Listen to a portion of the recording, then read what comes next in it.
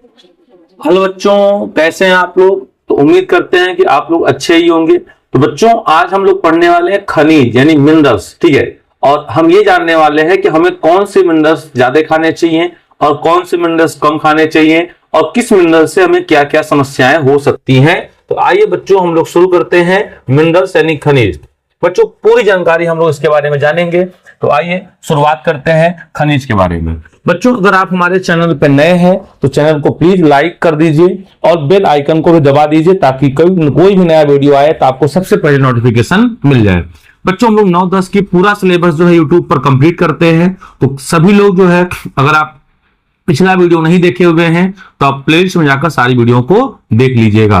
तो आइए शुरू करते हैं हम लोग खनिज के बारे में। ठीक है बच्चों, देखिए अब बच्चों हम लोग बात करें खनिज की। ठीक है, देखिए बच्चों, खनिज जो है अकार्बनिक पोषक पदार्थ है। खनिज कैसा पोषक पदार्थ है तो समझिएगा, खनिज जो है बच्चों अकार्बनिक पोषक पदार्थ है। अकार्बनिक का मतलब ये बच्चों कि खनिज में कार्बन की मात्रा नहीं होती। खनिज में कार्बन की मात्रा नहीं होती, इसीलिए कहा जाता है खनिज जो है अकार्बनिक पोषक पदार्थ है।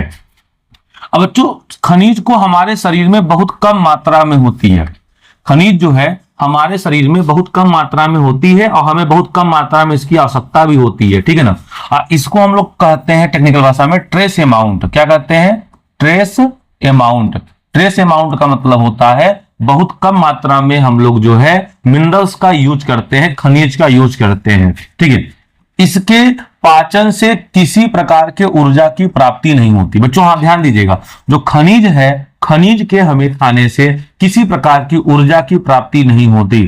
तो प्रश्न ये उठता है कि जब खनिज के खाने से हमें ऊर्जा ही नहीं मिलता है तो हम लोग खनिज खाते क्यों है? तो बच्चों, जो खनिज है हमारे मेटाबॉलिज्म की क्रियाओं को कंट्रोल करता है।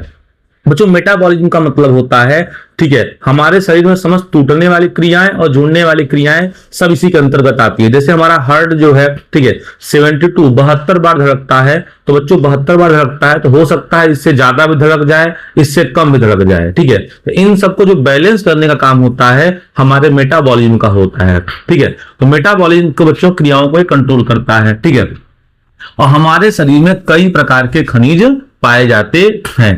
तो आइए देखते हैं कौन कौन से खनिज पाए जाते हैं। ठीक है बच्चों, सबसे पहले बात करें आयरन। तो आयरन हमारे बॉडी में पाया जाता है। अब बच्चों, आयरन जो पाया जाता है तो आयरन ब्लड के हीमोग्लोबिन में पाया जाता है। ठीक है, हीमोग्लोबिन का मतलब होता है Hb। ठीक है, तो आयरन ब्लड के हीमोग्लोबिन में पाया जाता है। ठीक है, और हीमोग्लोबिन रक्त के माध्यम से, ध्यान दीजिएगा, जो हीमोग्लोबिन है रक्त के माध्यम से ऑक्सीजन का संवहन करता है, जिसमें उपस्थित फेरस आयन फेरस ऑक्साइड बनाता है, जो कि कैसा होता है? लाल रंग का होता है। ठीक है बच्चों, तो हमारे ब्लड में जो है आयरन पाया जाता है और आयरन जो है, ठीक है, तो ये ऑक्साइड बनाता है और आयरन ऑक्साइड जो है लाल रंग का होता है। यही कारण है कि हमारा रक्त जो है बच्चों कैसा होता है? लाल होता है। अब बच्चों कितना हो गया? अब बच्चों जो इसके स्रोत हैं, मतलब में आयरन कहां कहां से मिलेगा? तो पालक से मिलेगा, मेथी से मिलेगा और चुकंदर से मिलेगा। ठीक है बच्चों, तो पालक, मेथी, चुकंदर, पालक, मेथी, चुकंदर ये स्रोत हैं आयरन के। ठीक है, तो हमें पालक खाने चाहिए, मेथी को खाना चाहिए, चुकंदर खाना चाहिए। ठीक है, इन सब स्रोतों से बच्चों हमें क्या मिलेगा? तो हमें मिलेगा आयरन। अब बच्चों कैल्शियम की बात करें, ठीक है, तो कैल्शियम बच्चों हड्डी, दांत, नाखून, बाल और ब्लड में पाया जाता है। ठीक है, यानी इन सब चीजों के लिए मेन है। तो सबसे ज्यादा मेन तो कैल्शियम है हड्डी और दांतों के लिए। ठीक है बच्चों, तो हड्डी और दांत में जो है कैल्शियम भरपूर मात्रा में पाया जाता है। और कैल्शियम के स्रोत की बात करें तो दूध हो गया, केला हो गया, केला में थोड़ा कम पाया जाता है बच्चों। और बच्चों जो अंडा हो गया, अंडे का जो व्हाइट पार्ट है, सफेद पार्ट है, ठीक है, कि अंडा के सफेद वाले पार्ट में जो है बच्चों वो पाया जाएगा कैल्शियम और थोड़ा सा प्रोटीन। अब बच्चों इतना हो गया। ठीक है, फिर बात करा जाए जिंक का, तो जिंक कहां पाया जाएगा बच्चों? तो यह इंसुलिन हार्मोन में पाया जाता है। अब बच्चों इंसुलिन हार्मोन का मतलब क्या है? तो आप जानते हैं कि इंसुलिन हार्मोन की कमी से शुगर रोग होता है। इंसुलिन हार्मोन की कमी से कौन सा रोग होता है? शुगर रोग होता है। अब बच्चों इस रोग में होता क्या है? देखिए, जो इंसुलिन हार्मोन है ना, यही हमारे शरीर में जब ग्लूकोज की मात्रा बढ़ जाती है तो ग्लूकोज को ग्लाइकोजन में बना के लीवर में इकट्ठा कर देता है।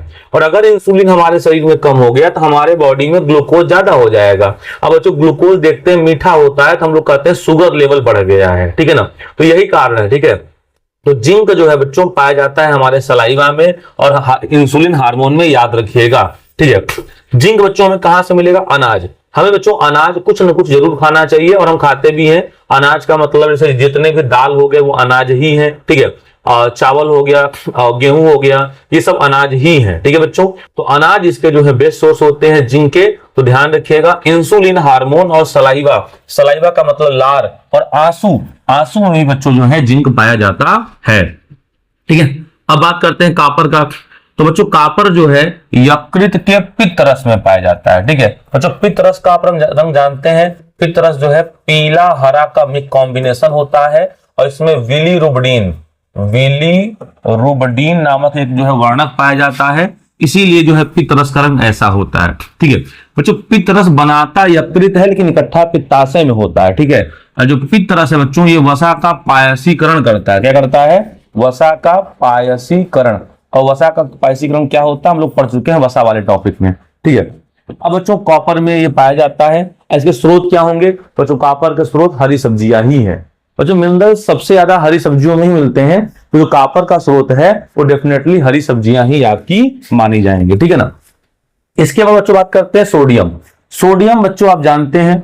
ठीक है, तो अब सोडियम कहां पाया जाएगा? तो हमारे रक्त में पाया जाता है, हमारे मस्तिष्क में पाया जाता है। तो मस्तिष्क रक्त पसीना में उपस्थित होता है। ठीक है, सोडियम कहां पाया जाएगा?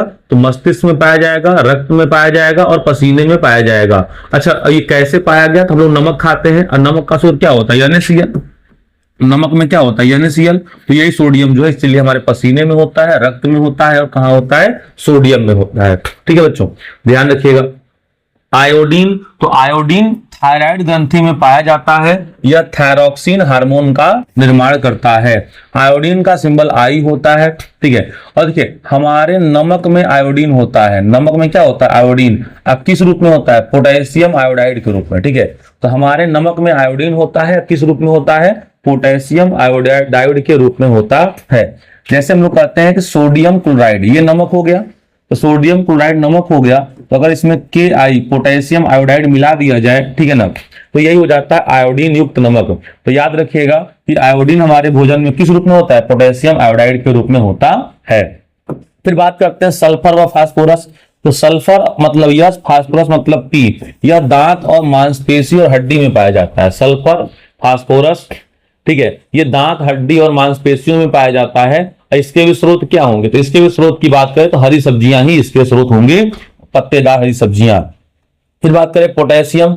अब पोटेशियम कहां होता है? ठीक है, तो पोटेशियम की बात करें बच्चों तो किडनी में होगा, लीवर में होगा, ब्लड में होगा। ठीक है, तो किडनी, लीवर, ब्लड, इन सब जगहों पे बच्चों पाया जाता है, आपका पोटेशियम पाया जाता है। तो इन सब चीजें जो है बच्चों ध्यान दीजिएगा, तो ये सभी जो है मिनरल्स हैं ये हमारे बॉडी के लिए बड़े हेल्पफुल हैं। बच्चों सबसे ज्यादा हमारे शरीर में खनिज कौन पाया जाता है?